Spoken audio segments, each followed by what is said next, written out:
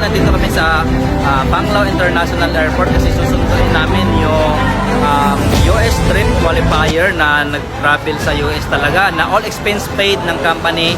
And yan, walang iba kundi si Nanay Del. Excited kami marinig yung kwento mo na parang nasa US din kami. Kaya hinanda namin itong sorpresa sa'yo. See you, Nanay! Kaya congratulations, Nanay. Kami na din yung next.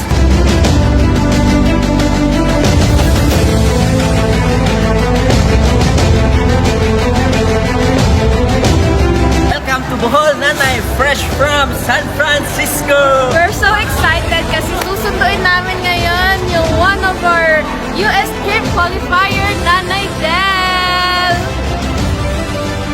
Excited na kami na makauwi ka na and syempre, hindi mo na malayan no, may surpresa kami sa'yo.